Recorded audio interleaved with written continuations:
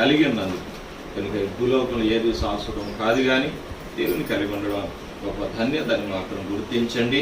దేవుని సన్నిధిలో కొనసాగుదాం. పరిశుద్ధ గ్రంథం నుండి యోబు గ్రంథం 1వ అధ్యాయము 1, 2, 3 వచనాలను చదువుకుని దేవుని వాక్యాన్ని ధ్యానం చేద్దాం. ఊజు దేశమునందు యోబు అను ఒక మనుష్యుడుండే. అతడు యథార్థవర్తనుడును న్యాయవంతుడునై దేవుని యందు భయభక్తులు కలిగి చెడుతనమును విసర్జించిన వాడు. అతనికి 7 కుమారులను 7 కుమార్తెలను కలిగింది. అతనికి 7,000 గొర్రెలను 3,000 ఒంటెలను 500 జతల ఎడ్లను 500 ఆడుగాడిదలను కలిగి బహుమంది పనివారును అతనికి ఆస్తిగా నుండెను. కనుక తూర్పు దిక్కు జనులందరిలో అతనే గొప్పవాడిగా నుండెను. స్తోత్రం. హల్లెలూయా, హల్లెలూయా. తూర్పు దేశపు జనులందరిలో కూడా అనగా ఊజు దేశంలో గొప్ప ధనవంతుడై ఉన్నాడంట. ఒక ధనవంతుడు, ఆయన పేరే యోబు. యోబు గురించి మన అందరికీ తెలుసును. యోబు ఊజు దేశమునందు గొప్ప ధనవంతుడై ఉండి యథార్థముగా ఉన్నాడు, న్యాయవంతుడిగా ఉన్నాడు, దేవుని యందు భయభక్తులు కలిగి ఉన్నాడు, చెడుతనమును విసర్జించిన వాడై ఉన్నాడు. తరువాత అతనికి 7 కుమారులు 3 కుమారులు కదా. తర్వాత అతనికి ఆస్తి, చాలా ఆస్తి, 7,000 గొర్రెలు 3,000 ఒంటెలు 500 జతలు అంటే 1000 ఎద్దులు. తర్వాత 500 ఆడుగాడిదలు, మగగాడిదలు లెక్కలోకి రాలేదు. అంటే సంతానము ఉత్పత్తి చేసే ఆడుగాడిదలు లెక్క తీసుకున్నాడు ఇక్కడ. అంటే మగగాడిదలు కూడా ఉన్నాయి. తర్వాత బహుమంది పనివారు. చూడండి, అంటే చాలా ధనవంతుడు. ఆ రోజుల్లో ధనవంతులు అనడానికి వారికి ఉన్న ఆస్తిని లెక్క పెట్టేవారు. పశువులు, గొర్రెలు, మేకలు, గాడిదలు, ఒంటెలు, తర్వాత పనివారు, ఇవన్నీ కూడా లెక్క పెట్టి అతడు ధనవంతుడు అని లెక్క పెట్టేవారు. ఏ కాలం ఇది? అబ్రహాము కాలము, ఇస్సాకు కాలము, యాకోబు కాలము. ఈ కాలాల్లో ఇది అధికముగా ధనాన్ని బట్టి లెక్క చూసేవారు. కనుక యోబు కూడా బహుశా అబ్రహాము, ఇస్సాకు, యాకోబు కాలములో జీవించిన వాడు అనడానికి మనకి ఆధారాలు కనబడతా ఉంటాయి. యోబు గ్రంథము బైబిల్ అంతటిలో కూడా మొట్టమొదటిగా రాయబడింది అని పండితులు చెప్తా ఉంటారు. యోబు అనగా, వినండి, యోబు అనగా అర్థము బాధింపబడిన వాడు అని ఒక అర్థం ఉంది. ఏమాట? యోబు అనగా బాధింపబడిన వాడు. రెండవది యోబు అనగా దేవుని తట్టు తిరిగిన వాడని అర్థం. మూడవది గువ్వ లేక పావురం అని అర్థం. 3 అర్థాలు మనకు కనబడతాయి. బాధింపబడిన వాడు, అతడు సాతాను చేత, లేక దేవుని చేత, లేకపోతే తన భార్య చేత, తన స్నేహితుల చేత, తన కుటుంబస్తుల చేత, తన గ్రామస్తుల చేత బాధింపబడిన వాడు. 2, ఈ బాధలో దేవుని తట్టు తిరిగిన వాడు. దేవుని తట్టు తిరిగి పావురు వలె నిష్కపటముగా, పరిశుద్ధముగా, యథార్థంగా దేవునికి అప్పచెప్పుకుని జీవించిన వాడు అని అర్థాలు యోబుకి కనబడతా ఉన్నాయి. యోబు గ్రంథంలో 42 అధ్యాయాలు ఉన్నాయి. ఈ 42 అధ్యాయాల్లో దాదాపు 329 ప్రశ్నలే ఉంటాయి. ఎక్కువగా ఏముంటాయి యోబు గ్రంథంలో? అన్ని ప్రశ్నలే ప్రశ్నలే ప్రశ్నలే ప్రశ్నలే. 329 ప్రశ్నలు కనబడతా ఉన్నాయి. యోబుకు కలిగిన ఆస్తి, అంతస్తు కూడా నాశనం అయిపోయినట్లుగా మనం చూస్తాం. యోబు గ్రంథము 1వ అధ్యాయం 6వ వచనం చూసినప్పుడు, పరలోకములో దేవదూతలు దేవుని సన్నిధికి వెళ్ళే సమయం ఒక రోజు వచ్చింది. ఆ సమయంలో సాతాను అని అపవాది కూడా వెళ్ళాడట. 6వ వచనంలో అపవాది వెళ్ళినప్పుడు దేవుడు అడుగుతున్నాడు, ఏమని? నీవు ఎక్కడి నుంచి వచ్చావు అని. అప్పుడు అపవాది ఏమంటుంది? నేను భూలోకంలో ఇటు అటు తిరుగుతూ సంచరించేవాడు. వచ్చితివని వాని అడగగా అపవాది భూమి మీద ఇటు అటు తిరుగులాడుచు అందులో నేనేం చేస్తానంటే సంచరించుచు వచ్చితిని అని యెహోవాకు ప్రత్యుత్తరం ఇచ్చిందంట. అప్పుడు దేవుడు అన్నాడు, మరి భూలోకములో నా భక్తుడు, నా సేవకుడు ఒకడు ఉన్నాడు, ఆయన పేరు యోబు, ఆయన గురించి నీకు తెలుసా అని అడిగాడు. అప్పుడు అతడు యథార్థవంతుడు. దేవుడు సాక్ష్యం ఇస్తున్నాడు ఎవరి దగ్గర?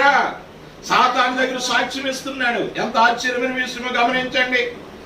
యోబని నా సేవకుడు అని 2 సార్లు దేవుడు ఉచ్చరించాడు. నా సేవకుడైన యోబు యథార్థవంతుడు. నీవు నా సేవకుడైన యోబు సంగతిని గురించి ఆలోచించవా? అతడు యథార్థవంతుడు. అతడు ఎలాంటి తెలుసునా?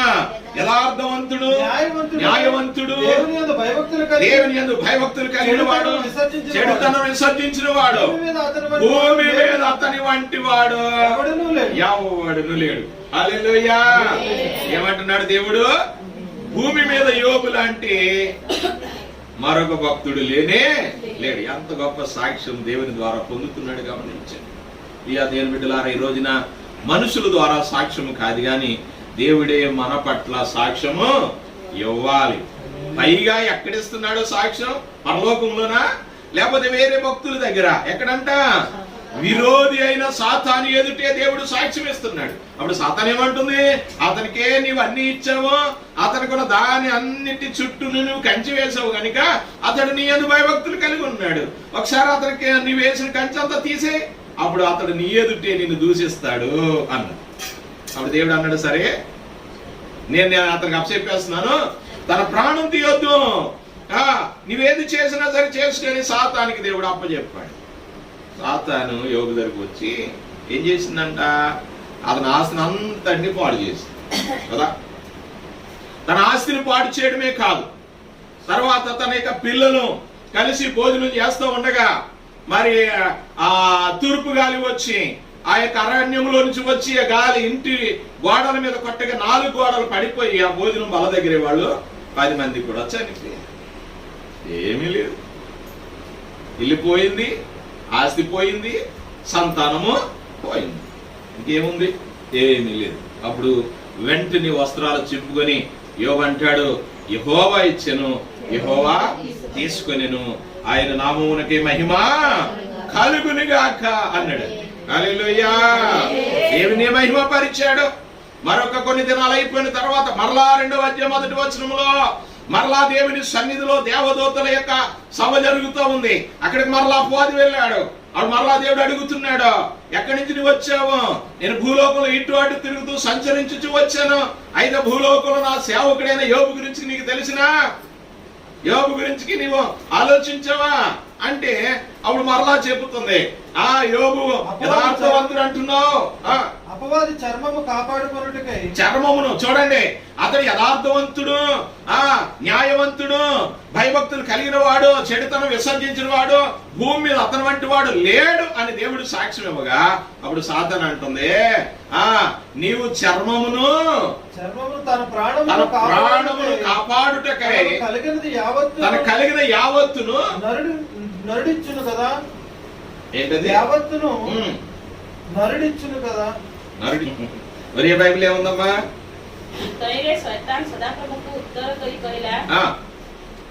ଚର୍ମ ନିମନ୍ତ ଚର୍ମ ଆପଣ ପ୍ରାଣ ନିମନ୍ତ ମନୁଷ୍ୟ ସର୍ବସ୍ୱ ଦେବ.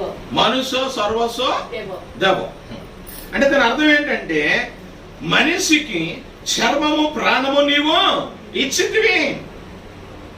ఏమిచ్చాడు దేవుడు? నీవు ఆస్తి అయితే కాపలా వేసావు, అది నష్టం చేశాను. ఇప్పుడు అతనికి చర్మం ఉంది, అతనికి ప్రాణం ఉంది, అందుకని నేను అతను దూషించకుండా ఉన్నాడు అంటే దేవుడు అంటున్నాడు, సరే మరొకసారి చర్చ చేసుకో, నా సేవకుడైన యోబుని నీ చేతులకు అప్పచెప్తున్నాను. దేవుడు ప్రాణం మాత్రం తీయవద్దని చెప్పాడు. యోబుని మరలా ఏం చేసిందో తెలిసిన సాతాను తన శరీరం మీద బాధ పెట్టింది. శరీరం అంతా కూడా ఏమైందంట, అరికాలు మొదలుకొని నడినెత్తు వరకు అతనికి బాధకరమైన కురుపుల చేత బాధ పెట్టింది. వెంటనే శరీరం అంతా ఎక్కడికక్కడ ఇడిపోతుంది, కుండులు వేసేసి రసి కారిపోతుంది. ఆ వచనాలు మనం చదివితే అతని గోళ్ళు కూడా లేవు. కొండ పెంకు ఒకటి తీసుకుని గోక్కున్నాడంట. ఇంకా మనం అక్కడ చదివితే రాయబడింది, మరి పగలైతే ఆ కుక్కలు వచ్చి నాకేవంట తన శరీరాన్ని, రాత్రులు నక్కలు వచ్చి పడుకునేవంట. స్నేహితులు గాని, అన్నదమ్ములు గాని, బంధువులు గాని ఎవరు అతని దగ్గరికి రాలేదు. అతను తట్టుకోలేక బూడిదలో గొయ్యి తవ్వుకుని ఆ బూడిద నెత్తి మించి కిందకు వేసుకుని ఆ బూడిదంతా దేహానికి కప్పుకుని బాధ అనుభవిస్తూ ఉన్నాడు. బాధ అనిపిస్తున్న సమయంలో తన భార్య వచ్చింది. ఇంకా నువ్వు దేవుడు అంటావు ఎందుకు? దేవుడు దూషించి మరణము కమ్ము అన్నది. అటువంటి యోబు అంటున్నాడు, మూర్ఖురాలు మాట్లాడినట్లుగా నువ్వు మాట్లాడొద్దు. దేవుడు ఇచ్చినాడు, మనం అనుభవించాం. ఇప్పుడు దేవుడు ఇవ్వలేదని దేవుడిని దూషిస్తామా? దేవునికి మహిమ కలుగును గాక. హల్లెలూయా. నోటి మాట చేత కూడా పాపము చేయలేదని అంత గొప్ప భక్తుడండి. తర్వాత కొన్ని రోజుల్లో మరలా తన స్నేహితులు ముగ్గురు వచ్చారు. ఎలీఫజు, బిల్దదు, జోఫరు అనే ముగ్గురు ధనవంతులు వచ్చారు. యోబుని ధైర్యపరచడానికి, పరామర్శించడానికి వచ్చారు. వెంటనే యోబుని చూశారు. ఆ బాధ ఎక్కువైపోయింది, తట్టుకోలేకపోతున్నాడు. వేదన చెందుతున్న యోబుని చూసి వెంటనే వారు కూడా వస్త్రాలు చింపుకొని ఏమీ మాట్లాడలేక 7 రోజులు తిండం మానేసి కింద కూర్చుని ఉన్నారట యోబు దగ్గర. 7 రోజుల తర్వాత యోబుని అనేక విధాలుగా మాట్లాడారు. ఏమని? మీరు విధవరాండ్లు దోచుకుని ఉంటారు, అక్రమంగా సంపాదించుంటారు, అందుకే పోయింది. మీ పిల్లలు పాపం చేస్తుంటారు, అందుకే చనిపోయారు. నీకు రావడానికి కారణం ఏదో పాపం చేస్తుంటారు. ఇలాంటి మాటలు అనేకమైన నిందలతో అతన్ని బాధ పెట్టారు. అయినను యోబంట ఏం చేయలేదు తెలిసినా? ఒక్క మాట కూడా మాట్లాడకుండా, నా స్థితిలో మీరుండుంటే మీకు తెలిసినయ్యా, అందుకే మీరు ఇలా మాట్లాడుతున్నారని చెప్పి అతని నోటి మాట ద్వారా కూడా దేవుని దూషించలేదు. దేవుడు ఎలా కలుగజేశాడు అనే మాట అనకుండా తను కాపాడుకున్న యథార్థవంతుడు. స్తోత్రం. హల్లెలూయా, హల్లెలూయా. అందుకే దేవుడు అతని యొక్క ఆ పరీక్ష, సాతాను యొక్క పరీక్షలో నగ్గిన ఆ యోబుకి మరలా దేవుడు 2 ఆశీర్వాదాన్ని కలుగ చేశాడు. హల్లెలూయా.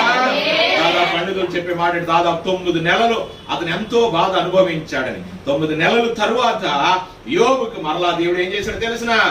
7,000 గొర్రెలకు 14,000 గొర్రెలు, 3,000 ఒంటెలకు 6,000 ఒంటెలు, 500 జతలు ఎద్దులకు 1000 జతల ఎద్దులు, 500 ఆడుగాడిదలకు 1000 ఆడుగాడిదలను, బహుపని వారిని మరలా తిరిగి అతనికి 10 మంది సంతానాన్ని దేవుడు కలుగజేశాడు. స్తోత్రం. హల్లెలూయా, హల్లెలూయా. ఎంత గొప్ప ఆశ్చర్యం ప్రియ దేవుని బిడ్డలారా. ఇంత భక్తి పరుడుగా జీవించిన యోబులో 5 విషయాలు మనం గమనించవచ్చు. వింటున్నారా?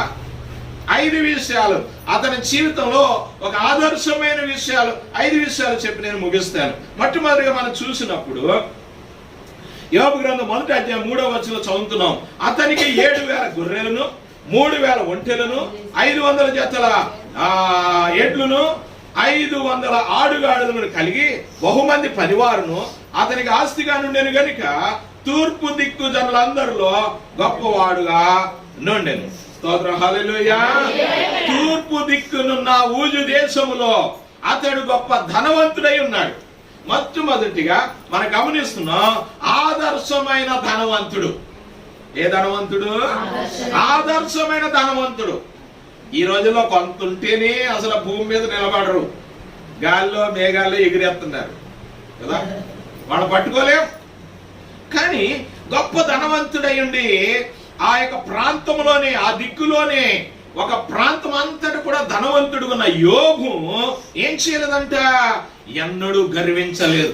తన ఆస్తి అంతా పోయింది.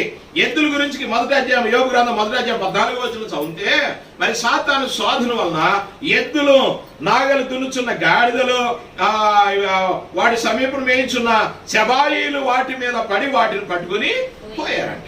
అతనుకున్న ఎద్దులు, గాడిదలు అందరూ కూడా వేరే దేశస్తులు వచ్చి, శబాయిలు వచ్చి ఏం చేశారంట? అవన్నీ కూడా తీసుకుని వెళ్ళిపోయారు. ఎద్దులు 500 జత అంటే 1000 ఎద్దులను, తర్వాత గాడిదలు, ఎన్ని గాడిదలు?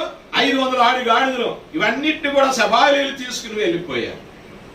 తర్వాత 16వ వచనంలో చూస్తే మరొక ఆయన వచ్చి అంటున్నాడు, ఒక కూలివాడు, అయ్యా ఆకాశం నుంచి అగ్ని వచ్చి మనకున్న గొర్రెలన్నిటినీ కూడా 7,000 గొర్రెలన్నిటినీ కూడా మరి అగ్ని చేత కాల్చబడిపోయింది. అయ్యా గొర్రెలన్నీ కాలిపోయి అంటున్నారా? గొర్రెలన్నీ ఆకాశం నుంచి అగ్ని వచ్చి ఏం చేసింది? కాలిపోని.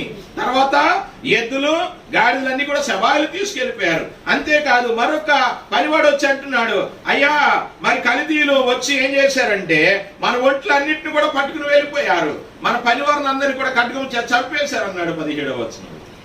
ఒంటెలు పోని, గాడిదలు పోని, ఎద్దులు పోని, తర్వాత ఇంకేమున్నాయి? ఒంటెలు కూడా ఏమైపోయి కల్దీయులు తీసుకుని వెళ్ళిపోయారు. ఇంకేమీ లేవు. చివరికి తన పిల్లలు మిగిలారు. తన పిల్లలు కూడా ఏం చేస్తున్నారు? భోజనం చేస్తూ మరి ద్రాక్ష రసం త్రాగుతూ ఉండగా ఏం జరిగిందంటే 18వ వచనంలో చూసినప్పుడు అక్కడ గొప్ప 19వ వచనంలో గొప్ప సుడిగాలి అరణ్యముగా వచ్చి అరణ్య మార్గముగా వచ్చి ఆ ఇంటి 4 మూలలను కొట్టగా అది యవ్వనుల మీద పడినందున వారు చనిపోయిరి. దానిని నీకు తెలియజేయటకు నేను ఒక్కడిని తప్పించుకొని వచ్చి ఉన్నాను నేను. స్తోత్రం, హల్లెలూయా. గమనించండి, తన యొక్క కుమారులు తన కుమార్తెలు భోజనం చేస్తా ఉండగా అరణ్య మార్గంలోంచి వచ్చిన గాలి వలన ఆ గోడలు పడిపోయి వారు అక్కడే భోజనం బల దగ్గరే చనిపోయారు. స్తోత్రం, హల్లెలూయా. ఆస్తి అంతా పోయింది. కుమారులు చనిపోయారు. 3 కుమార్తెలు చనిపోయారు. ఇంకేమీ లేకపోయినా సరే దేవుణ్ణి ఘనపరిచాడు తప్ప దేవుణ్ణి ఒక్క మాట కూడా అనలేదు. ధనవంతుడు, ఆదర్శమైన ధనవంతుడు. ఇలాంటి ధనవంతుడు భూమి మీద బహుశా కనపడడు. అందుకే దేవుడు అంటున్నాడు, అతని వంటి వాడు భూమి మీద మరొక్కడు లేడు అని దేవుడు సాక్ష్యం ఇవ్వడానికి కారణం, ఒక ధనవంతుడయ్యుండి అన్ని విషయాల్లో తగ్గించుకుని దేవుని కొరకు జీవించిన వాడు. స్తోత్రం, హల్లెలూయా, హల్లెలూయా. దేవుడు ఇచ్చాడు, దేవుడు తీసుకుని వెళ్ళిపోయాడు. దేవునికే మహిమ కలుగునుగా. కానీ యోబు ఏ పాపమును చేయలేదు, దేవుడు అన్యాయం చేసినని చెప్పలేదు. ఆదర్శమైన ధనం, ధనం మీద లక్ష్యం పెట్టలేదు. నీ ధనం ఎక్కడుండునో నీ మనసు అక్కడే ఉండును అన్నాడు యేసు ప్రభువు. ఈ భూమి మీద ధనాన్ని కూర్చుకునవద్దు, చిమ్మెడ పడతాది, దొంగలు తినివేస్తారు, పరలోకంలో దాచుకున్నాడు. కానీ భూమి మీద ధనవంతులుగా ఉన్నా సరే ధనం మీద మరి యోబు మనసు పెట్టలేదు. తెలిసిన యేసు ప్రభువు అంటారు మార్కు సువార్త 10వ అధ్యాయంలో 24, 25, 26 వచనాలు చూస్తే ధనవంతులు పరలోక రాజ్యంలో ప్రవేశించుట ఎంతో దుర్లభము. అంటే సూది బెజ్జంలోనన్నా ప్రవేశించుడు గాని ధనవంతుడు పరలోక రాజ్యంలో ప్రవేశించుట దుర్లభము, అసాధ్యం. హల్లెలూయా. మరి యోబు ధనవంతుడు.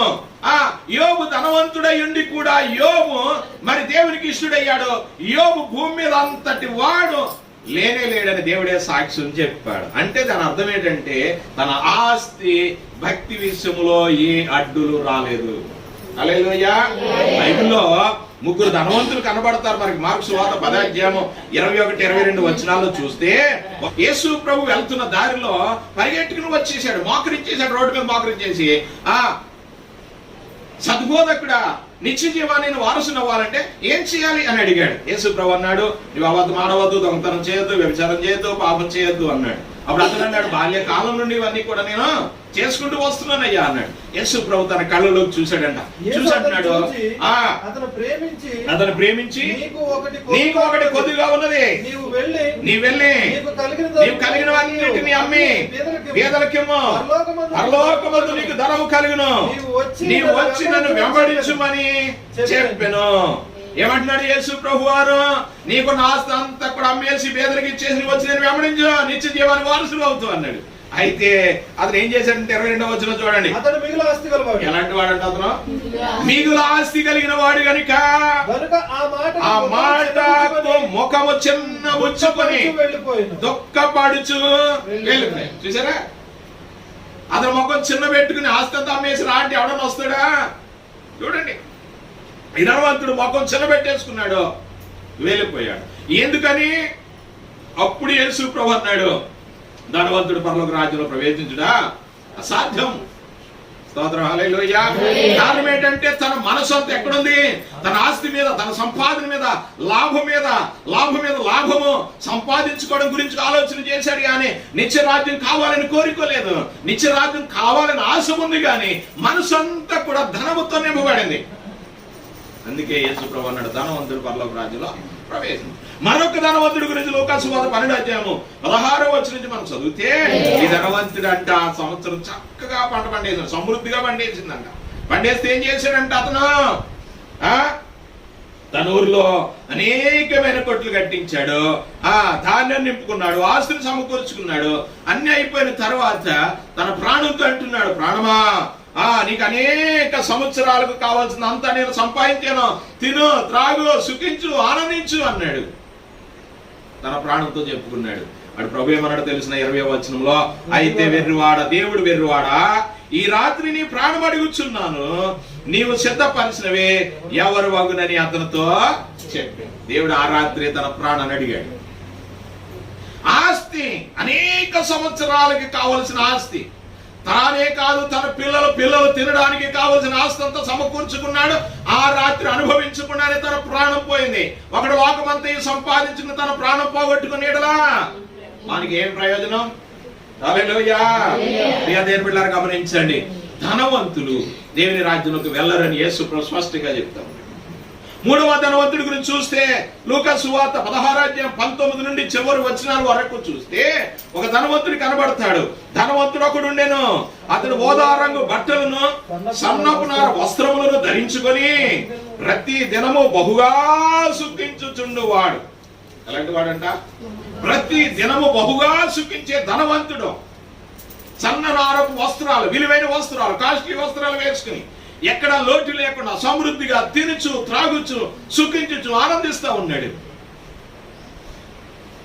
ఒక రోజు వచ్చింది, చనిపోయాడు. ఎక్కడికి వెళ్ళాడంట? పాతాళం 16:23 వచనంలో రాయబడింది. అతడు పాతాళంలో బాధపడుచు కన్నులెత్తి దూరం నుండి అబ్రహామును అతని రొమ్మున లాజరును చూచి, తండ్రివైన అబ్రహాము నా యందు కనికరపడి తన వ్రేలి కొనను నీళ్లలో ముంచి నా నాలుకను చల్లార్చుటకు లాజరును పంపుము, నేను అగ్ని జ్వాలలో యాతన పడుచున్నానని కేకలు వేసి చెప్పెను. హల్లెలూయా. ఎక్కడ ఏం చేస్తున్నాడంటే ఇప్పుడు నరకానికి వెళ్ళి యాతన పడుచుండెను. భూలోకంలో అతను ఎంతో సంతోషించాడు, భూలోకంలో ఆనందించాడు, భూలోకంలో సన్నటి వస్త్రాలు వేసుకుని ఎంతో తన విలువని కాపాడుకున్నాడు. కానీ చనిపోయిన తర్వాత ఎక్కడికి వెళ్ళాడంటే నరకానికి వెళ్ళి అగ్ని మంటల్లో వేదన చెందుతూ తన యొక్క నోరు మండిపోతూ ఉంటే చిటికిన వేలుతున్న కనీసం నీళ్లు వేస్తే బాగున్నంత విధానంలోకి వచ్చేసాడు. అంత భయంకరం. ప్రియా దేవుని బిడ్డలారా, అందుకే యేసు ప్రభు అంటున్నాడు, ధనవంతులు దేవుని రాజ్యంలో ప్రవేశం. కానీ మరి యోబు వీరందరి మించిన ధనవంతుడు అయినను యథార్థవర్తనుడు, నీతిమంతుడు, భయభక్తులు కలిగిన వాడు, చెడుతనమును విసర్జించిన వాడు. స్తోత్రం. హల్లెలూయా. ఎవరు చెప్తున్నారు ఈ మాట? దేవుడే చెప్తా ఉన్నాడు. ప్రియ దేవుని బిడ్డ, అందుచేతనే ఈ రోజున మనం ధనం మీద మనసు పెట్టకూడదు. ఎందుకు పెట్టకూడదు? ధనం మనం ఏం చేస్తుంది? ఒక మాట చదువుకుని ముందుకు వెళ్దాం. చూడండి, తిమోతి రాసిన మొదటి పత్రిక 6వ అధ్యాయము 9-10 వచనాలు చూడండి. తిమోతి మొదటి పత్రిక 6వ అధ్యాయము 9వ వచనంలో, ధనవంతులగుటకు అపేక్షించువారు శోధనలోను ఉరిలోను అవివేకయుక్తులను హానికరములైన అనేక దురాశలలోను పడుదురు. అట్టి మనుషులను నష్టములోను నాశనములోను ముంచివేయును. ఎందుకనగా ధనాపేక్ష సమస్తమైన కీడులకు మూలము. కొందరు దానిని ఆశించి విశ్వాసం నుండి తొలగిపోయి నానా బాధలతో తమ్మును తామే పడుచుకొనేది. చూసారా? ధనవంతులు అవడానికి అసలు అపేక్షించకూడదంట, ఆశపడకుండా ఉండకూడదు. కానీ భూలోకంలో 100కి 100% ధనవంతులు అవడానికి అపేక్ష కదా. ధనం సంపాదించాలి. దేవుడిచ్చిన దానితో తృప్తి పొందేవాళ్ళు ఎంతమంది ఉన్నారు ఈ రోజున? యోబు వలె జీవించే వాళ్ళు ఎంతమంది ఉన్నారు? ఎందుకంటే ఈ ధనం వల్ల ఏం చేస్తుందంట? ఊరిలో పడేస్తుంది, శిక్షలో పడేస్తుంది, శోధంలో పడేస్తుంది, అవివేక యుక్తులుగా మార్చేస్తుంది. హానికరమైనవి చేయడానికి, దురాశలు ఈ రోజున చంపబడడానికి, ఉరులు వేయడానికి, మందులు పెట్టడానికి, గొడ్డలతో నరకడానికి కారణాలు ఏంటి చెప్పండి? ఈరోజు ఎన్ని హత్యలు జరుగుతున్నాయి భూమి మీద. కారణాలు సంపాదన, దోచుకోవడం, మోసం చేయడం, బలత్కారం. ఇవన్నీ కారణాలు ఏంటి? కేవలం ఆశ, ధనాశ, సంపాదన కదా. అందుచేతనే సమస్తమైన ధనాపేక్ష సమస్తమైన కీడులకు మూలము. ఈ ధనాపేక్ష ఎప్పుడైతే ఉంటుందో మనం ఏం చేస్తుంది? విశ్వాసం నుండి తొలగిపోయి తమ్మును తామే పొడుచుకునేటట్లుగా చేస్తుంది. ధనాపేక్ష మనల్ని ఊరుల్లో, బాధల్లో, శోధంలో, దురాశల్లో, అంతేకాదు విశ్వాసం నుండి తొలగిపోయినట్లుగా చేస్తుంది. జాగ్రత్త ప్రియ దేవుని బిడ్డలారా, దేవుడిచ్చిన దానితో అనుభవించండి, ఆనందించండి, తృప్తిగా భుజించండి. ప్రభువా నువ్వు ఇస్తే నీకు వందనాలని చెప్పండి. కానీ ఆశ, ధనాశ సంపాదించాలనే ఆలోచన ఎప్పుడు మనము పెట్టుకోవద్దు. దేవుని బిడ్డలుగా దేవుడు ఇస్తాడు, నీకు ఏది కావాలో దేవుడు ఇస్తాడు. నువ్వు చేయవలసింది ఒకటే, దేవుడిని కలిగి ఉండటం, దేవుని ఆరాధించేవాడిగా ఉండడం, దేవునికి నిన్ను దేవునికి సమర్పించుకునే వాడిగా ఉంటే నీకు ఏది కావాలో ఈ ఆశీర్వాదాలన్నీ వెనకాల వస్తూనే ఉంటాయి. హల్లెలూయా, హల్లెలూయా. నీవు దాని కొరకు ప్రయాసపడితే దేవుడు వెనకైపోతాడు. గుర్తుంచుకోండి, ఎవరైతే సంపాదన కొరకు ముందుకు ప్రయాస పడతారో దేవుడు వెనకెళ్ళిపోతాడు. ఎవరైతే దేవుడిని పెట్టుకుని ముందుకు వెళతారో నీకు కావాల్సిన ఆస్తి అంతస్తులు అన్ని కూడా నీ ముందే వస్తాయి. ఎందుకని సర్వ సంపదలు ఆయనలో గుప్తమై ఉన్నవి. హల్లెలూయా. సర్వ సంపదలు ఆవండి. వెండి నాది, బంగారం నాది అన్నాడు, ఆకాశం నాది, భూమి నాది అన్నాడు. అటువంటి దేవుణ్ణి కలిగి ఉండడమే గొప్ప భాగ్యం. కనుక ఈ రోజు గుర్తిద్దాం, ధనవంతులు అవడానికి భూమి మీద కాదు, పరలోకంలో మనం ధనవంతులుగా ఉంటాం. ఈ భూలోకంలో ధనవంతుడుగా లేని లాజరు ఎంతో దరిద్రుడిగా జీవించిన పరలోకంలో ధనవంతుడు అయిపోయాడు. ఈ భూమి మీద ధనవంతుడిగా జీవించిన ఆ ధనవంతుడు ఓదారంగు వస్త్రాలు వేసుకున్న వ్యక్తి పాతాళంలో దరిద్రుడిగా అగ్నిలో మంటలతో వేదన చెందుతూ ఉన్నాడు. కనుక ఈ రోజు గుర్తిద్దాం, ధనము గురించి ఆలోచన చేయొద్దు. ప్రియ దేవుని బిడ్డలారా, అక్కడ తిమోతి మొదటి పత్రిక 6:17 యెహోవామందు ధనవంతులైన వారు గర్విష్ఠులు కాక, ఒకవేళ దేవుడు నీకు ఆస్తిని ఇస్తే ఆస్తిని బట్టి ఏం చేయకూడదంటే గర్వించకూడదు. అస్థిరమైన ధనమునందు నమ్మిక ఉంచగా సుఖముగా అనుభవించుటకు సమస్తమును మనకు ధారాళంగా దయచేయి దేవుని యందే నమ్మిక ఉంచుడి. హల్లెలూయా. ఎవరి యందు నమ్మకం ఉంచాలంట? సమస్తమును ధారాళంగా దయచేయి దేవుడు. అందరూ చెప్పండి, దేవుని యందే నమ్మిక ఉంచవలెను. హల్లెలూయా. సమస్తమును ధారాళముగా. అర్థమవుతుందా? ఎప్పుడు ఏది కావాలో, ఏ సమయానికి ఏది కావాలో దేవుడు ఆ సమయానికి నీకు ధారాళంగా దయచేస్తానే ఉంటాడు. హల్లెలూయా. అనుభవించండి, నమ్మండి, విశ్వాసం ఉంచండి. నా ప్రభు ధనవంతుడు, నా ప్రభు గొప్పవాడు, ఆయన ఏదో నేను నమ్మిక ఉంచుతాను కనుక ఆయన తప్పకుండా నాకు అన్ని విషయాల్లో కలగజేస్తాడని ఈ ఆస్తి అంతస్తులు అన్నిటి మీద ఆశ పెట్టుకుని ప్రాణాలు పోగొట్టుకోవద్దు ప్రియ దేవుని బిడ్డలారా.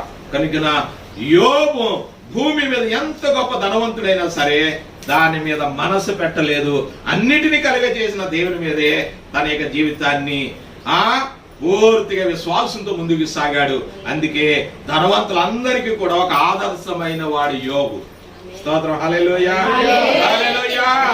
అంతేకాదు ప్రియ దేవుని బిడ్డలారా, ఇతను ఒక ఆదర్శమైన భక్తుడు, ఆదర్శమైన ధనవంతుడు, రెండవది ఆదర్శమైన భక్తుడు. భక్తుడు అనేవాడు ఎలా ఉండాలి, దేవుని యందు విశ్వాసించిన ఒక వ్యక్తి భూమి మీద ఏ విధంగా ఉండాలి అనడానికి ఆదర్శము ఎవరు అంటే యోబే.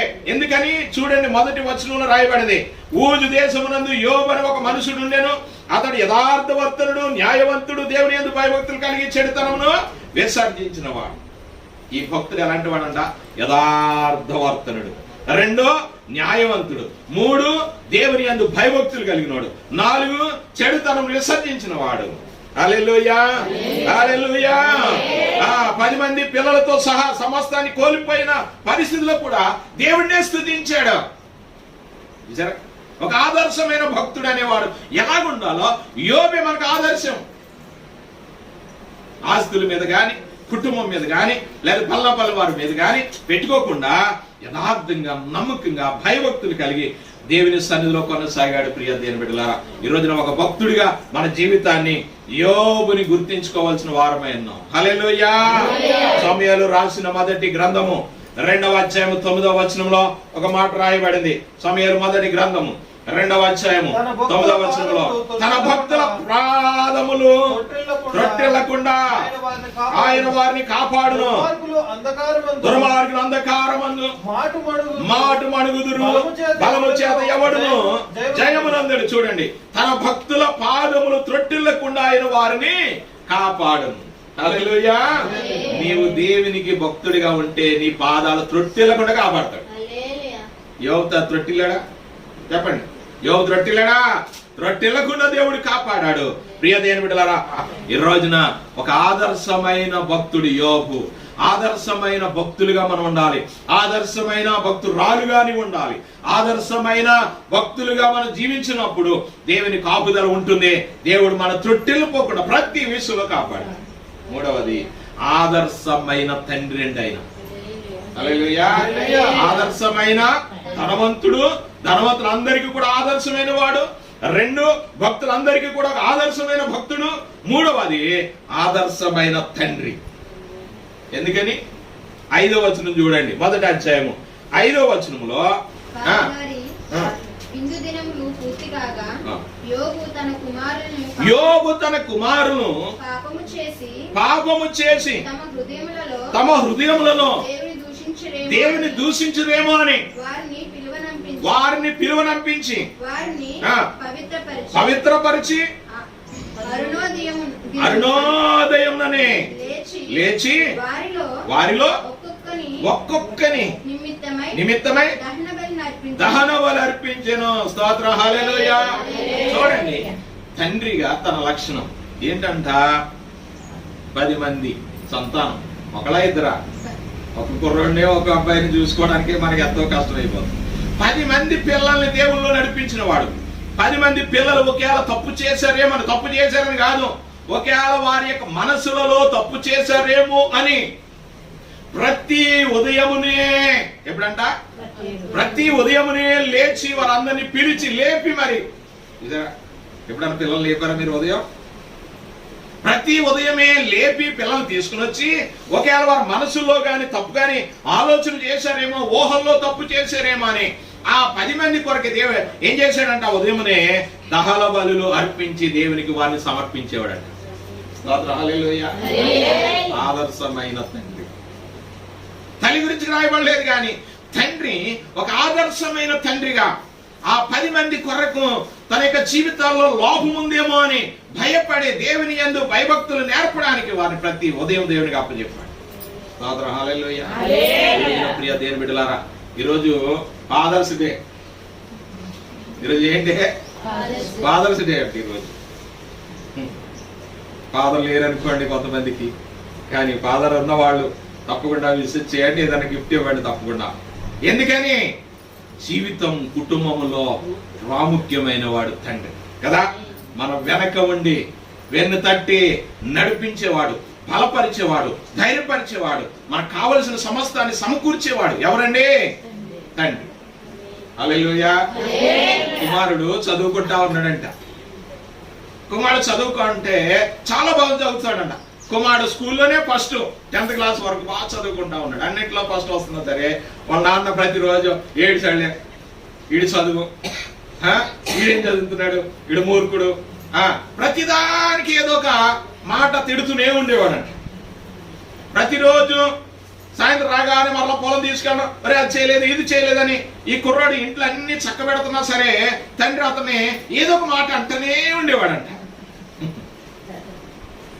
ఎప్పుడు నిందించడమే, ఎప్పుడు అవసరమైతే కొట్టడం కూడా చేసేవాడు. ఏంటి, నేను బాగా చదువుతున్నాను, ఇంట్లోనేమో నేను అన్ని చూస్తున్నాను, అయినా సరే మా డాడీ ఎలా చేస్తున్నారు, నన్ను కొడుతున్నారేంటి, నన్ను తిడుతున్నారేంటి, ఎంత బాధ పెడుతున్నారు అని ఈ కుర్రాడికి చాలా బాధ అనిపించిందంట. బాధ అనిపించి అనుకున్నాడంట, మా నాన్న ఎలాగో చంపేస్తే వాడు వదిలిపోద్ది అనుకున్నాడు. జరిగిన విషయమేది. చంపేయాలని అనుకుని వాళ్ళ ఇంటి దగ్గర మిద్దె ఉంటది కదా, మిద్దెక్కి పైన పెద్ద రాడు పట్టుకుని కూర్చున్నాడు బొమ్మ ఎదురుకుంటా. ఎప్పుడు పొలా చెప్తాడా, ఈ రాడు ఎత్తి మీద వాడే చంపేస్తాడు. ఇంకా చంపేస్తాడు ప్రతిరోజు. నన్ను చదివినా తిడతాడు, పని చేసినా తిడతాడు, మూర్ఖుడు అంటాడు, వెదవ అంటాడు, రకరకాల మాట్లాడతాడు. ఇదేం డాడీ ఇలాంటి డాడీ అని చాలా బాధ అనిపించి మిద్దెక్కి ఒక పెద్ద రాడు పట్టుకుని కూర్చున్నాడట. ఇలాగా ఏడాడు. సాయంత్రం అవగానే వాళ్ళ డాడీ వచ్చేసి రే ఏడాడు ఏడాడు ఎక్కడ పోయాడు అంటాడంట వాళ్ళ మమ్మీ. వాళ్ళ అమ్మ అన్నదంట, అది నేను అంత చక్కగా చదువుతున్నాడు, ఇంట్లో చక్క పెడుతున్నాడు, అంత మంచి కూరడు పట్టుకుని మీరేంటి అంత మాట తిడుతున్నారు, ఇది బాగాలేదండి, నాకే బాధ అనిపిస్తుంది, వాడు ఎంత బాధపడతాడు అంటే అప్పుడు తండ్రి అన్నాడంట, ఓ పిచ్చిదానా, ఆడంటే నాకు చాలా ఇష్టమే, ఆడంటే నాకు చాలా ఇష్టం, అయినా సరే నేను వాడి దగ్గర వ్యక్తం చేశాను అనుకో వాడు ఇంకా చదవడం మానేస్తాడు. అందుకే ఆ ప్రేమ నేనే దాచుకుంటున్నాను. వాడిని ఎదురుగుండా తిడుతున్నాను కానీ బయటికి వెళ్ళి నేను ఎంతో బాధపడుతున్నాడు వాడి కొరకు. ఎందుకు తెలుసునా, వాడు చిన్నప్పుడు చదవలసింది చదవాలి, వాడు చేయవలసిన పని చేయాలి. తండ్రిగా చిన్నప్పుడు ఒక మంచి పునాది వేసినప్పుడు పెద్దయ్యాక వాటిలో తొలగిపోడు వాడు. అందుకే నేను వాడు ఎదురుగుండా తిడుతున్నాను కానీ వాడి పక్కకు వెళ్ళిన తర్వాత నేను ఎంతో బాధపడుతున్నాను. వాడంటే నాకు చాలా ఇష్టం. పైనుంచి వస్తున్నాడు రాడు పట్టుకుని. వెంటనే పైనుంచి గవ్వా దూకేసి వెంటనే వాళ్ళ డాడీ కాళ్ళు పట్టుకుని ఏడవడం మొదలు పెట్టాడట. ఏమైందిరా, ఈరోజు నేను చంపేద్దాం అనుకున్నాను డాడీ, నన్ను క్షమించండి, మీరు ఎంత నన్ను ప్రేమిస్తున్నారు నాకు తెలియదు, నన్ను ద్వేషిస్తున్నారు అనుకున్నాను కానీ నా మీద ప్రేమలో తిడుతున్నారని అనుకోలేదు. అవును, దేవుడు ప్రేమించే వారిని శిక్షిస్తాడని సామెత గ్రంథం కూడా చాలా స్పష్టంగా రాయబడింది. హల్లెలూయా. ఎవరినైతే దేవుడు ప్రేమిస్తాడో వారిని దేవుడు ఏం చేస్తాడో తెలిసిన శిక్షిస్తూ ఉంటాడో. అందుకే శోధన వచ్చినా బాధ వచ్చినా ప్రభుని అంగీకరించిన ఏంటి బాధలు ఈ కష్టాలని ఎప్పుడు అనుకోకండి. దేవునికి మీరు ఇష్టలు కనుకనే ఆ శోధన ఆ శిక్ష వచ్చిందని అనుకోవాలంతే. హల్లెలూయా. యోబు కూడా అదే చేశాడు. ఒకవేళ ఈ శోధన వచ్చినా దేవుడు నన్ను ప్రేమిస్తున్నాడు, నేను దేవుని యందు నమ్మకంగా ఉన్నాను, దేవుని బట్టి ఇది కలిగింది కాదు అని దేవుని తన నోటి మాట ద్వారా కూడా దేవుణ్ణి దూషించలేదు. తన పిల్లలు కూడా ప్రతి ఉదయం లేపి వారి కొరకు ప్రార్థన చేసి బలులర్పించి దేవునికి సమర్పించగలిగిన ఒక ఆదర్శమైన తండ్రి. స్తోత్రం. హల్లెలూయా. ఈరోజు నీ పిల్లలు ఎలా ఉంటున్నావు? ఒకవేళ తల్లివైతే నీ పిల్లలు ఏ విధంగా ఉంటున్నావు? ప్రియ దేవుని బిడ్డలారా, పిల్లల కొరకు ప్రార్థన చేస్తున్నావా? ప్రతి ఉదయం దేవునికి అప్పచెప్తున్నావా? ప్రతి రాత్రి వారి కొరకు ప్రార్థన చేస్తున్నావా? ఇదే తెలుసుకున్న 6వ అధ్యాయము 6వ వచనంలో ఒక మాట రాయబడింది, నేడు నేను నీకు ఆజ్ఞాపించి మాటలు నీ హృదయములలో ఉండవలెను, నీవు నీ కుమారులకు వాటిని అభ్యసింపజేసి నీ ఇంట కూర్చుండినప్పుడు, త్రోవను నడుచునప్పుడు, పండుకొనినప్పుడు, లేచినప్పుడు వాటిని గురించి మాట్లాడవలెను, సూచనగా వాటిని చేతికి కట్టుకొనవలెను. హల్లెలూయా. ఎవరికంటే ఏం చేయాలంట? కూర్చునేటప్పుడు, లేచినప్పుడు, ప్రయాణం చేస్తున్నప్పుడు వాటిని గురించి అనగా దేవుని వాక్యం గురించి కథలుగా చెప్పాలి పిల్లలకి. దేవుడు ఎంత గొప్పవాడురా, దేవుడు ఇలా చేస్తాడమ్మా, ప్రార్థన చేసుకోవాలి, అన్నం తిన్నాడు ప్రార్థన చేసుకోవాలి, పడుకున్నాడు ప్రార్థన చేసుకోవాలి, స్కూల్కి వెళ్తున్నాడు ప్రార్థన చేసుకోవాలి, బైబిల్ చదువుకోవాలి, అనేక విషయాలు నీకు దేవుడు జ్ఞానం ఇస్తాడు అని ప్రతిదీ కూడా దేవుని మన పిల్లలకి ఏం చేయాలట? అవి నేర్పితే వాడు పెద్ద అయిన తర్వాత వాటి నుండి ఆదర్శమైన తండ్రి, ఆదర్శమైన ధనవంతుడు, ఆదర్శమైన తండ్రి, ఇంకా ఆదర్శమైన భక్తుడు, 4వది ఆదర్శమైన భర్త. ఏ భర్తనా? ఆదర్శమైన భర్త. ఎందుకు ఆదర్శమైన భర్త? ఆస్తి అంతా పోయింది, ఆస్తి అంతా పోయి తర్వాత తన శరీరం కూడా కులిపోయింది, వాసన కొడుతుంది, బూడిదలో కూర్చున్నాడు, పైనుంచి కింద వరకు బూడిద వేసుకుని బాధపడతా ఉన్నాడు. భార్య వచ్చింది, భార్య వచ్చి అంటుంది, ఇంకా దేవుడా దేవుడు అంటావు ఎందుకు? 2వ అధ్యాయం 9వ వచనం చూడండి ఒకసారి. 2వ అధ్యాయం 9వ వచనం అంటుంది, అతని భార్య వచ్చి నీవు ఇంకా యథార్థతను వదలకయుందువా, దేవుని దూషించి మరణము కమ్మెనను, అందుకు అతడు మూర్ఖురాలు మాట్లాడినట్లు నీవు మాట్లాడుచున్నావు. మనము దేవుని వల్ల మేలు అనుభవించుదుమా, కీడును మనం అనుభవించదగదా అనెను. ఈ సంగతులలో ఏ విషయం అందును యోబు నోటి మాటతోనే నేను పాపము చేయలేదు. హల్లెలూయా. భార్య వచ్చి ఏమంటుంది? ఇంకా దేవుడు ఎందుకు నీకు 10 మంది పిల్లల్ని చంపేశాడు దేవుడు, ఆస్తి అంతా పోయింది, ఇల్లు కూలిపోయింది, నీ శరీరం కూలిపోయింది, రేపు మాకు చచ్చిపోయేలాగా ఉన్నావు, ఇంకా దేవుడు ఎందుకు? దేవుడు దూషించావా అన్నది. ఇలా ఎవరికైనా బాధ ఉంటది కదా, చెప్పండి. ఇంట్లో కొంచెం కష్టం కలిగితేనే దేవుడు నమ్ముకుంటే ఏం జరిగిందండి? ఒక ఆమెకు బాప్తిసం ఇచ్చారు, జానాల తర్వాత వెళ్ళాను, బాగాలేదంటే ప్రార్థన చేయడానికి వెళ్ళాను. ఏమా బాగున్నారు? ఆవిడ పెరాలసిస్ వచ్చేసింది. ఏం బాగున్నామండి, యేసుని నమ్ముకున్న కాలు చేయి పడిపోయిందండి. ఆవిడ యేసుని నమ్ముకున్నాక ఏం పడిపోయిందంటే కాలు చెయ్య పడిపోయింది. అప్పుడైనా యేసుబాబు నమ్ముకున్నావు కనుకే కాలు చేయబడింది, లేకపోతే మొత్తం అన్ని పడిపోయింది, ఈ వాడి చచ్చిపోతుంది. హల్లెలూయా. చాలా మంది కొంత రాగానే దేవుడు అన్యాయం చేసేసాడు, దేవుడు ఎలా చేశాడని చాలా మంది అంటారు. ప్రియ దేవుని బిడ్డలారా, దానికి ఒక రహస్యం, ఒక మర్మం ఉంటుందని గుర్తించండి. అది నేను నమ్ముతాను పూర్తిగా. హల్లెలూయా. నష్టము కలిగినా అది ఒక రహస్యం దేవుని ఎడల, అది మన దేవునికి అప్పచెప్పుకోవాలి తప్ప, ఒకవేళ మన ప్రార్థన జీవనం తక్కువైపోయిందేమో, ఒకవేళ మనము దేవునికి దూరం అయిపోయామేమో, అందుకే దేవుడు ఇలా చేశాడేమో అని దేవుని సన్నిధిలో పాదాలు పట్టుకుని ఏడవగలిగితే మరలా 2వ ఆశీర్వాదం యోబుకి ఇచ్చినట్లుగా ఇవ్వగలడు. హల్లెలూయా. ఆదర్శమైన భర్త ఎలాంటి వాడంటే తన భార్య ఏమంటుందో దేవుని దూషించండి, ఏమంటున్నాడు? మూర్ఖురాలు మాట్లాడినట్లుగా మాట్లాడు. మూర్ఖురాలు మాట్లాడినట్లు మాట్లాడకన్నాడు కానీ మూర్ఖురాలా నోర్మి అన్నాడా? పని వాళ్ళదానా నోర్మి ఏం మాట్లాడుతున్నా నువ్వు అనలేదు, లేకపోతే కథ తీసుకుని బడియల్ని వెయ్యలేదు కదా. మూర్ఖురాలు అని కూడా తన భార్యను ఉచ్చరించలేదండి యోబు. ఎంత గొప్ప భర్త, ఆలోచన చేయండి. భార్యకు బాధ ఉంది, అయినా సరే భార్య తన యొక్క భర్తను విడిచిపెట్టకుండా వెళ్ళిపోకుండా ఉండడానికి కారణాలు ఏంటంటే తన యొక్క విధానం, తన యొక్క భక్తి, తన యొక్క ప్రార్థన, తన యొక్క దేని మీద ఆధారపడడం, అవన్నీ చూసిన భార్య అంత బాధలో ఉన్నా, ఇల్లిపోయినా, కూలిపోయినా, చాలా మంది ఏమంటారు చెప్పండి, ఇతను చేసుకున్నాక అన్ని పోని అంటారు. ఈయన చేసుకున్నాక అన్ని పోని, ఈమె చేసుకున్నాక దరిద్రుడు అయిపోయాడు అనేవాళ్ళు చాలా మంది రోజుల్లో ఉన్నారు కదా. కానీ అన్ని పోయినా తన భార్య తన తల్లిదండ్రుల ఇంటికి వెళ్ళిపోలేదు. చూడండి, కారణం ఏమిటి? ఆదర్శమైన భర్త. ఒక్క మాట కూడా, ఒక పొల్లు కూడా, మూర్ఖురాలని గాని చెడ్డదానమని గాని తన భార్యను ఉచ్చరించకుండా కాపాడుకున్నాడు. హల్లెలూయా. ప్రియ దేవుని బిడ్డలారా, ఒక భర్తగా, ఒక లేకపోతే ఒక భార్యగా నీ జీవితం ఎలాగుంటున్నావు ఒకసారి ఆలోచన చేయాలి. భర్త ఎడల ఏ విధంగా ఉంటున్నావు, నీ శిరసైన నీ యొక్క భర్తను ఏ విధంగా సన్మానిస్తున్నా గుర్తించండి.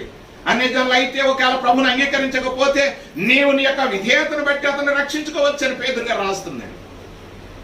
కనుక నా భార్యగా, తల్లిగా కుటుంబాన్ని నడిపించవలసిన విధానం ఒకసారి ఆలోచన చేసి దేవుని వాక్యాన్ని బట్టి నడవాలి. అర్థమవుతుందండి? నోటికి ఏది వస్తే అది మాట్లాడడం కాదు. ఇతను పల్లాంటోడు, అలాంటోడు, మాటిండో, మూర్ఖుడు అని చాలా మంది అనేవాళ్ళు చాలా మంది ఉన్నారు. ప్రియ దేవుని బిడ్డలారా, భర్తను ఎప్పుడు దూషించేవారుగా ఉండకండి, భార్యను ఎప్పుడు దూషించేవారుగా ఉండకండి. అర్థము చేసుకోనండి, ప్రేమను చూపండి, ప్రేమను పంచండి, క్రీస్తు ప్రేమను చూపండి. భర్త భార్య ఒకరినొకరు అర్థం చేసుకోగలిగితే ఎప్పుడు ఆ ఇంటిలో గొడవలు అనేవే రావు. ఆస్తి విషయంలో గాని, అంతస్తుల విషయంలో గాని ఏదైనా తేగపోయినా, ఏదైనా చెప్పింది చేయకపోయినా ఎప్పుడు కాపు పడిపోయి ఉండడం కాదు. కానీ అర్థం చేసుకునేటప్పుడు ఆ కుటుంబం జీవితకాలం చక్కగా నడవగలుగుతారు. హల్లెలూయా, హల్లెలూయా. అందుకే యోబు ఆదర్శమైన భర్తగా నిలిచాడు. చివరిగా తన స్నేహితులు ముగ్గురు వచ్చి ఏమంటున్నారు?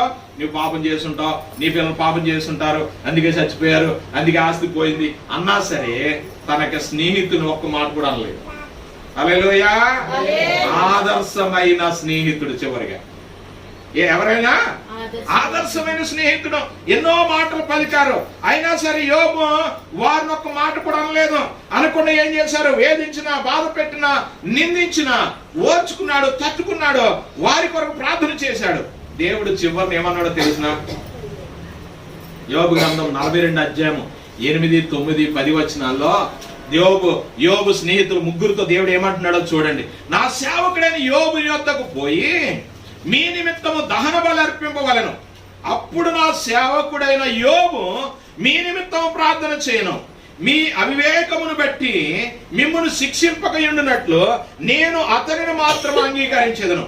మరియు యోబు తన స్నేహితుల నిమిత్తం ప్రార్థన చేసినప్పుడు యెహోవా అతని క్షేమ స్థితిని మరలా అతనికి దయచేసెను. హల్లెలూయా. యోబు స్నేహితులు అన్నాడుగో, మీరు యోబు దగ్గరికి వెళ్ళండి, యోబు మీ కొరకు ప్రార్థన చేస్తే నేను మిమ్మల్ని అంగీకరిస్తాను. యోబు స్నేహితులు చెత్త చాలా నీతిమంతులుగా మాట్లాడారు, కానీ దేవుని దృష్టిలో అది నీతిగా కనబడలేదు. గమనించండి. ఇప్పుడు దేవుడు అన్నాడు, ఓ స్నేహితులారా మీరు యోబు దగ్గరికి వెళ్ళండి, యోబు మీ కొరకు ఏం చేయాలి తెలిసిన? ప్రార్థన చేయాల. మీ నిమిత్తం అతను ప్రార్థన చేస్తే మిమ్మల్ని క్షమిస్తారు, లేకపోతే మీరు శిక్షార్హులు. వెంటనే యోబు దగ్గరికి వెళ్ళారు, వాళ్ళు పట్టుకున్నారు. యోబు మా కొరకు ప్రార్థన చేయని చెప్పినప్పుడు యోబు వారి నిమిత్తం ఏం చేశాడంట? ప్రార్థన చేసి బలి అర్పించినప్పుడు దేవుడు వారిని క్షమించాడు. స్తోత్రం, హల్లెలూయా. మరలా యోబుకి 2 ఆశీర్వాదాన్ని దేవుడు కలగచేశాడు. యోబు ఆదర్శమైన స్నేహితుడు. ఈ రోజున స్నేహితుడిగా ప్రియ దేవుని బిడ్డలారా, ఒక ఆదర్శమైన వారు ఉండాలి. మన చుట్టుపక్కల వారితో గాని, మన బంధువులతో గాని, మన ఇంట్లో ఉన్న వారితో గాని ఒక ఆదర్శమైన జీవితాన్ని మనం కలిగి ఉండాలి. ప్రియ దేవుని బిడ్డలారా, మన ప్రభు అయిన యేసుక్రీస్తు వారు ఆదర్శమైన స్నేహితుడు. యోహాను సువార్త 15 అధ్యాయం 15 వచనంలో నేను మిమ్మల్ని దాసులని పిలవను, నేను మిమ్మల్ని స్నేహితులని పిలుస్తున్నాను అన్నాడు. సాక్షాత్తు యేసు ప్రభు దేవుడయ్యండి మళ్ళీ ఏమంటున్నాడు తెలిసిన? స్నేహితులు స్నేహితురాలు నీవు, మీరు దాసులు కాదు నాకు అన్నాడు. ఆయన దాసుడిగా కాక స్నేహితుడిగా మన కొరకు ఆయన ఏం చేశాడో తెలిసిన? ప్రాణమే పెట్టాడు. ప్రియ దేవుని బిడ్డలారా, అర్థమవుతుందా? యోహాను సువార్త 10 అధ్యాయం 10 వచనంలో, యోహాను సువార్త 15 అధ్యాయం 13 వచనంలో ఆయన ఏం చేశాడు? తన స్నేహితుల కొరకు తన ప్రాణం పెట్టి వారి కంటే ఎక్కువైన వాడు, ప్రేమ కలిగిన వాడు లేడు. ఆయన మన కొరకు ప్రాణం పెట్టాడు. ఆయన స్నేహితుడు, మంచి స్నేహితుడు, ఆదర్శమైన స్నేహితుడు, మాదిరి కలిగిన జీవితాన్ని కలిగి ఒక స్నేహితుడిగా మనం ప్రేమించాడు తప్ప దాసుడిగానో కూలివాడిగానో లేకపోతే ఇంకొకలాగా ప్రభు అనలేదు. ప్రియ దేవుని బిడ్డలారా, ఈ రోజున ఒక ఆదర్శమైన స్నేహితుడిగా మనం ఉందాం. స్తోత్రం. హల్లెలూయా, హల్లెలూయా. మన కష్ట సమయాల్లో మన ప్రాణ స్నేహితులే మన మీద తిరుగుబడిన, మనల్ని అవమానపరిచిన ఎన్నో సందర్భాలు మన జీవితాల్లో జరిగిన వారి రక్షణ కొరకు ప్రార్థన చేయాలి. వారి కొరకు మనం పోరాడాలి. వారి కొరకు ఉపవాసుండి ప్రార్థన చేయాలి. వారు బాగుండాలని కోరుకోవాలి, కానీ వారు నాశనం అయిపోవాలని ఎప్పుడు మనం కోరుకోకూడదు. హల్లెలూయా.